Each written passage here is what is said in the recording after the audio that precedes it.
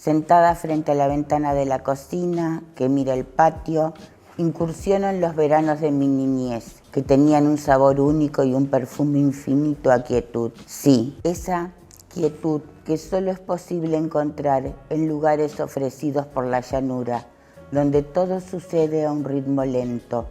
Durante las siestas calurosas abría la puerta trasera que daba a la galería y silenciosamente trataba de no interrumpir el sueño sagrado de los mayores, huía a mi mundo.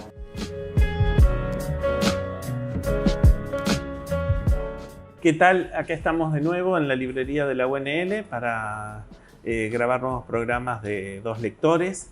Bienvenidos los que nos ven por primera vez a charlar un poco de literatura y de otras cuestiones.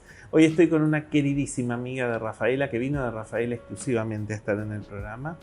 Una persona que es buena narradora, es buena persona, pero además es buena narradora, está escribiendo, está haciendo historias muy interesantes y hoy vamos a hablar de mujeres con ella. Susana Merke, bienvenida.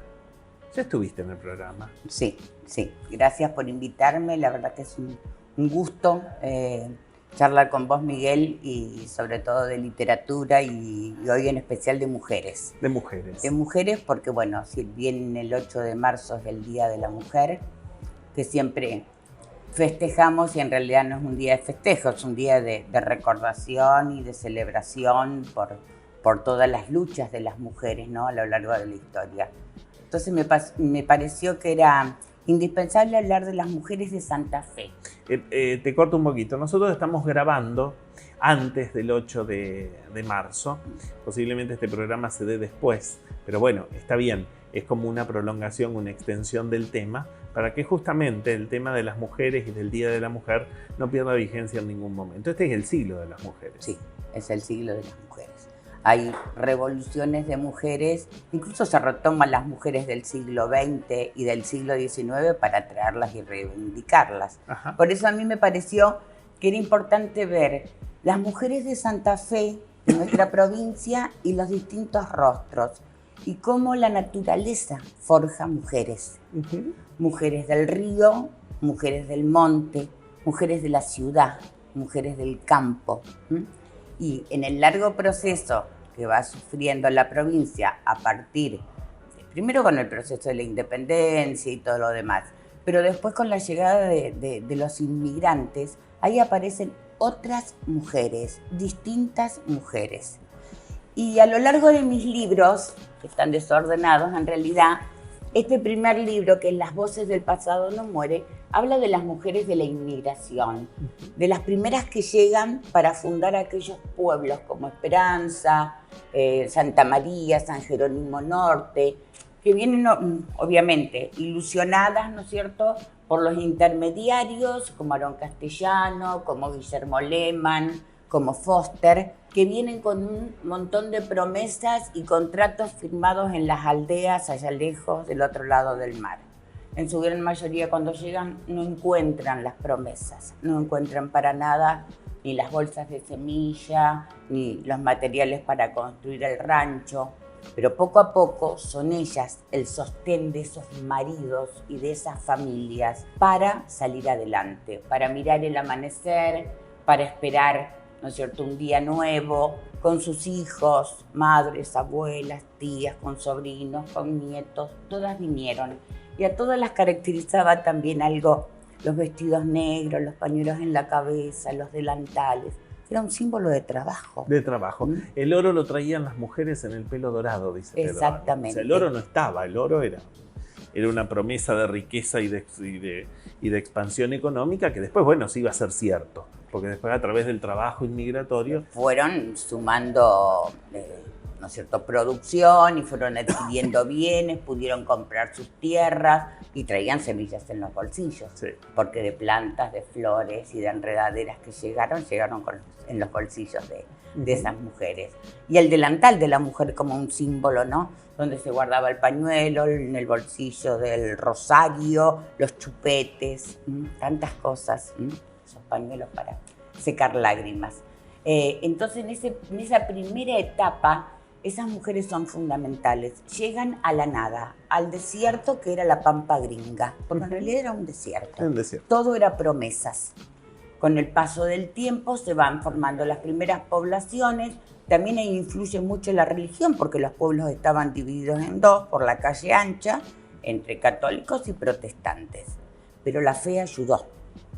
La fe fue el empuje que muchas sintieron como la base, la raíz para seguir adelante. Muchas perdieron su vida en los barcos por las enfermedades, al dar a luz. No llegaron a tierra firme, a poner los pies en esta América de promesas, ¿no es cierto? Y por sobre todo en esta Santa Fe y en el centro oeste santafesino. Después viene un segundo proceso que ya va a ser el de Guillermo Lehmann, donde se abre el proceso inmigratorio, buscan otros grupos, que ya va a ser en el norte de Italia y otras regiones. Van a ser los pueblos que se forman después, a partir de 1870, en Rafaela, Susana, Zaguier, bueno, donde Guillermo Lehmann va a ser el intermediario que va a vender las tierras de todos aquellos que habían sido premiados durante las campañas al desierto, digamos, y bueno, después los pueblos llevan los nombres de ellos. Guillermo Lehmann, más allá de todos los defectos que tuvo, fue un intermediario muy hábil para vender esas tierras y a pagar con cosechas. Sí. Y tuvo una mujer al lado, que fue fundamental, Ángela de la Casa.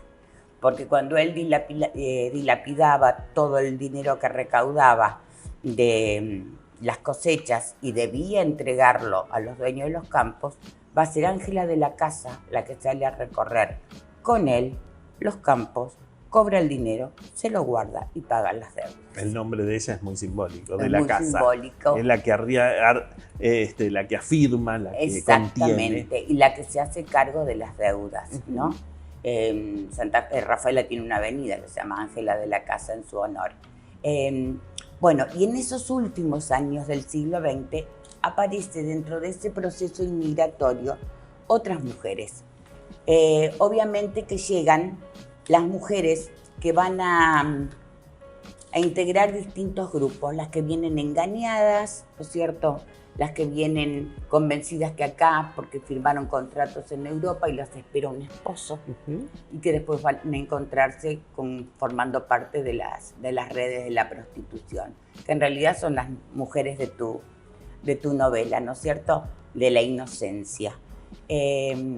Las otras ya habían perdido la inocencia, porque cuando llegaron acá y se encontraron con la realidad que las esperaba, era otra forma de perder la inocencia. Hay muchas formas de perder la inocencia.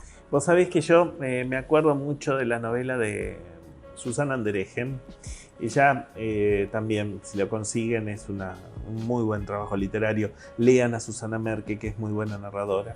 Lean a Susana Anderegen, que también es muy buena narradora y están con nosotros, son santafesinos, son nuestros. Ella narra también esa idea de seguir al hombre. La mujer siempre a la par del hombre, empujando los ideales, fortaleciendo la familia.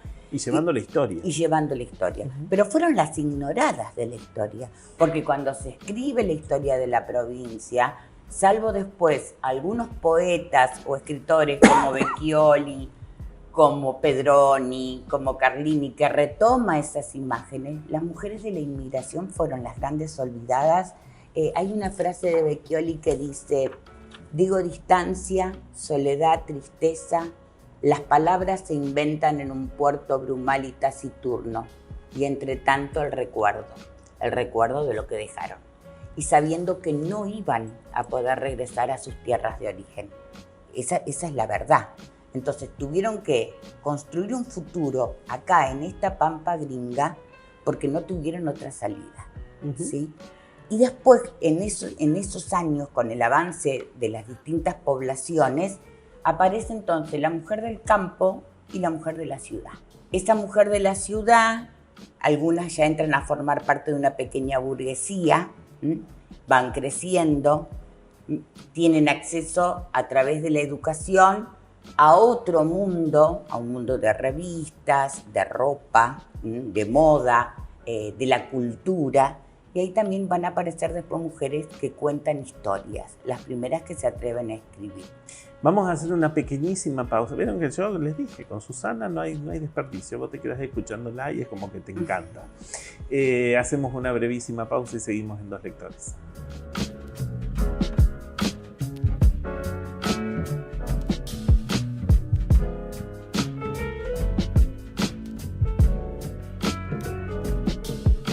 Las obras no paran. Los vecinos de Camino Viejo ya disfrutan la transformación del barrio.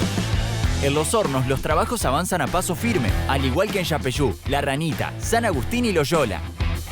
Mirá todo lo que estamos haciendo en santafeciudad.gov.ar. Estamos cumpliendo. Estamos haciendo una ciudad mejor. Municipalidad de Santa Fe Capital.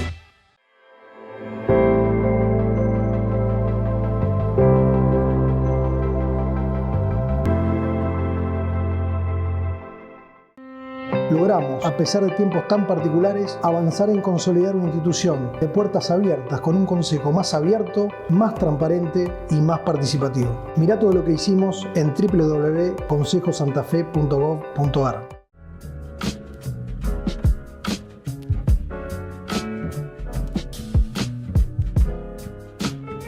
Seguimos con Susana Merke hablando de mujeres, inmigración, libros, textos y demás. Decime, Susana, ¿cómo entran, o sea, las voces del pasado nunca mueren? Es la voz de las mujeres que reconstruyen su historia. ¿Cómo entran las mujeres en El Elegido? Bueno, yo soy fan de esta novela.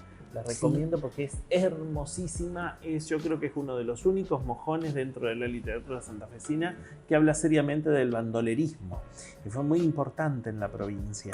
La historia de Mate Cocido. Lo amo a Mate Cocido. Claro, esos justicieros del campo que, bueno, ante tanta injusticia, el dinero estaba en manos de muy pocos y el resto de la población o hombreaba bolsa o se moría de hambre. ¿Cómo ingresan las mujeres acá? Bueno, primero que Mate Cocido era un hombre culto. Claro. Estaba preparado. No está en la misma línea de todos los otros bandidos rurales. Bien. Él tenía escuela primaria, le interesaba mucho la política, la economía, el padre tenía imprenta, entonces era una persona que estaba súper actualizada. Se viene una vez que desde su Monteros natal en Tucumán pasa unos años en la cárcel por una situación injusta, se tiene que ir. La madre le ruega que se vaya, porque ahí sabe que va a morir en cualquier momento. Y él se viene al norte de Santa Fe, en el límite con el Chaco, porque el Chaco no era provincia, pertenecía a la nación. Entonces era un territorio que permitía que él se mueva libremente con sus atracos a el grupo de la Forestal para robar el dinero y después repartir a los pobres. Entonces es esa imagen del bandolero social romántico que se instala y que, bueno, yo en la novela le invento un amor que es Fátima y un hijo, pero él en realidad tuvo una mujer y un hijo que después él los lleva a Córdoba y los esconde en una casa hasta que la gendarmería los encuentra. Pero acá en la novela, acá tenemos las otras mujeres, las del norte santafesino, que no son las del centro-oeste de la provincia, ni son las mujeres de la ciudad de Rosario, ni de las ciudades importantes del interior de la provincia. Son otras, son las mujeres nativas, son las mujeres aborígenes que la Forestal convoca, que llegan con los trenes, que salen del monte y que empiezan a dar la vida porque había que sobrevivir y había que comer. El imperio forestal se traga naturaleza, la fauna autóctona, los 2.400.000 hectáreas de quebracho, viven en la miseria absoluta en esos barrios marginales que ellos le llaman el pueblo nuevo, con los ranchos de ceniza y cal. Y todas esas mujeres o van a vivir al obraje con sus maridos y tienen 10, 15 hijos y sobreviven hasta que el obraje se cambia, ¿no es cierto?, de lugar y otra vez cargan sus bártulos y se mudan. O por otro lado, son las mujeres que quedan en el pueblo y que terminan siendo todas viudas, porque los hombres no vivían más de 30 o 35 años. Vos sabés que hay una escena, yo estoy ahora con la obra de Mateo Bosch, hay una escena en el cuento Los regalos de Fred de Bores, en donde, bueno, un grupo de gente digamos, de una situación social bastante buena de Santa Fe, van a pasar unos días invitados por Fred de Boris a una estancia en el norte, ¿no? Y hay una escena muy, muy notable de cómo ellos, o sea, los invitados están de fiesta, bailando, qué sé yo, fumando, comiendo, y desde la ventana ven a los obreros taninados, esos obreros tapados en tanino, que se asoman a la ventana para ver eso que ellos no podían, a lo que no podían acceder y a lo que no conocían tampoco. La situación de la forestal fue un... Pero aparte, los dos mundos que genera, Claro. porque el mundo de los obreros, después los sindicatos y las mujeres apoyando constantemente. Y cuando empiezan las revueltas obreras, ellas van a ser las primeras en cavar las tumbas para enterrar a sus muertos antes que los... Porque, o sea, es terrible, los mataban y los volvían a matar atravesándolos con cuchillos para asegurarse de que estén muertos. Entonces, bueno, eran pueblos que tenían en toda su periferia grandes mujeres con un montón de hijos y viudas, pero en ningún momento perdieron los ideales. Siguieron luchando por la libertad, por la justicia y por la igualdad. Cuando la forestal se va y se lleva todo, no queda nada. Quedaron ellas para contar la historia, porque ellas vivieron muchos años, hasta los 70, 80 años. Entonces pudieron dar el testimonio de lo ocurrido, de las masacres, de la gendarmería volante, de esos clubes, porque estaba el club de los obreros y el club de los señores ricos, donde obviamente vos decís, acá la personaje también, Fátima, espía por la ventana y ve la diferencia y se da cuenta que existe otro mundo. Porque la forestal fue un reino donde no se podía salir. Fue un reino, eso es más con que una su empresa, bandera, un reino. y para que te presten un caballo, que no te lo prestaban, te lo daban con vales, y vos puedas hacer unos kilómetros hasta el otro pueblo, todo se pagaba. O sea, divide y reinarás. Cada pueblo era un núcleo donde no había intercambio, porque eso implicaba que los obreros empiecen a conectarse, a compartir ideas. Solamente las ideas entran a través de los barcos que llegaban al puerto de Florencia y Piracuacito, que eran los barcos de los anarquistas, los obreros anarquistas que empiezan a diseminar las ideas. No sé cómo estamos de tiempo, vamos a hacer una breve pausa cortita y seguimos con Susana Merke en este recorrido de mujeres por mujeres.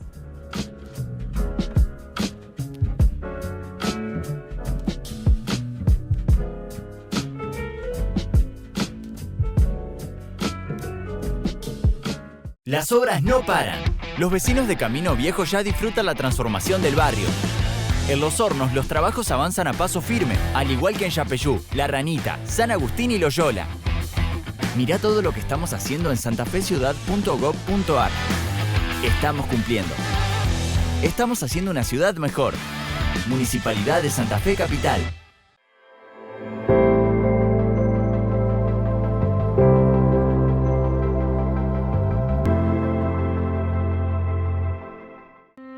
Logramos, a pesar de tiempos tan particulares, avanzar en consolidar una institución de puertas abiertas con un consejo más abierto, más transparente y más participativo. Mirá todo lo que hicimos en www.consejosantafe.gov.ar.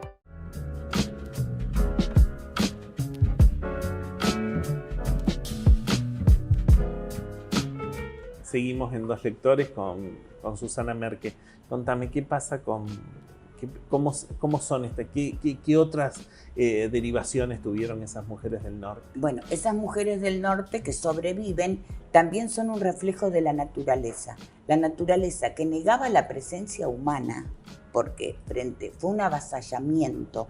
Entonces se resguardaba de alguna manera, atacando con sus animales salvajes, con enfermedades. Bueno, esas mujeres del monte tienen también un paralelo en las mujeres de la costa santafesina, las mujeres del río, ¿sí? Con su piel, sus rasgos toscos, su pelo grueso, que son las mujeres que aparecen también en la inocencia, ¿no es cierto?, que tienen un menor valor económico porque son de piel oscura, porque son las negritas, cuando en el prostíbulo tenían predominancia las rubias, las de ojos claros, las que venían de Europa, ¿no es cierto? Entonces ahí se crea también un enfrentamiento entre las mujeres. Son rechazadas por ser hijas de la tierra, por las mismas madamas del prostíbulo. Bueno, entonces esas mujeres de nuestra costa las seguimos viendo y las seguimos teniendo. Esa es la realidad. Y en este último libro... quiero mostrar. Sí. Esto reúne cuentos, crónicas... Crónicas y ensayos. Y ahí tenemos distintas mujeres. Ahí tenemos en el primer cuento está la mujer de la Pampa Gringa, la que llega a la tierra, ¿no es cierto?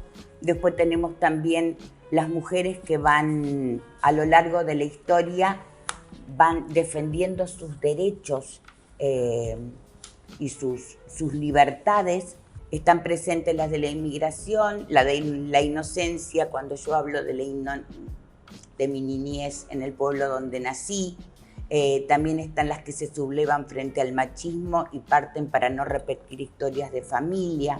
Las causantes de amores trágicos, que esas son crónicas reales, donde yo, bueno, obviamente cambié los nombres, pero que son de mi zona. Las secuestradas en la época del proceso, las que perdieron a sus madres al nacer y, bueno, en un caso familiar, donde la madre termina en un hospicio y nunca más la vuelve a ver porque ahí muere. Las traidoras que engañan a esposos conduciéndolos al suicidio. Las madres cerradas que crían monstruos como hijos, que ahí hay un caso cierto que ocurrió en Clusella, que es un pueblo de la provincia de Santa Fe, donde el hijo varón mata al padre, la madre y la hermana. Eso está en todos los diarios de aquella época. Si los querés consultar en el litoral, es el diario El Norte. Todo. Fue una tragedia familiar. Incluso la casa esa nadie la volvió a habitar y nadie va porque dice que está llena de fantasmas, ¿sí? También están las gitanas. Las gitanas porque yo un día me encontré una gitana, una noche de invierno, una gitanita enfrente a un banco cuando llovía y se me ocurrió escribir una historia de las gitanas. Las mujeres del baile, de la epidemia del baile que ataca o asola a Europa en distintos momentos de la historia, que es, y la rezan a San Vito, que después en realidad era porque consumían el centeno, que produce un hongo, un alucinógeno. Entonces, bueno, ya están todos los cuadros de Bruegel el Viejo que relatan esas historias, ¿no es cierto? Y están las mujeres migrantes del siglo XXI, que ese es un tema que a mí siempre me apasiona. Esas que en largas caravanas cruzan las fronteras y lo dejan todo y no saben qué tienen del otro lado. O sea, el proceso migratorio fue constante a lo largo de la historia. Y es constante a lo largo de tu obra literaria. Y es también constante. Es uno de los temas que vos siempre tocás. Ya sea las que vinieron a hacer la América, ya sea los judíos y las judías que tuvieron que huir, los gitanos perseguidos a lo largo de la historia de la humanidad. Hoy tenemos los migrantes que escapan de los países de Centroamérica porque frente a las maras, el tema de la droga, los carteles de la droga y todo eso.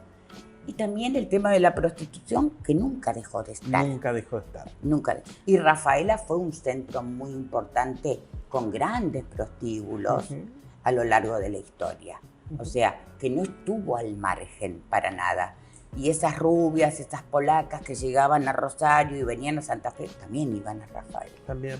Sí. Bueno, yo tengo que despedirles, una lástima, tenemos que hacer 2 o 3 programas con Susana porque yo descanso con Susana, porque Susana sabe tanto y habla tan bien que da gusto escucharla. Yo te agradezco que hayas estado en el programa. ¿En qué andás ahora?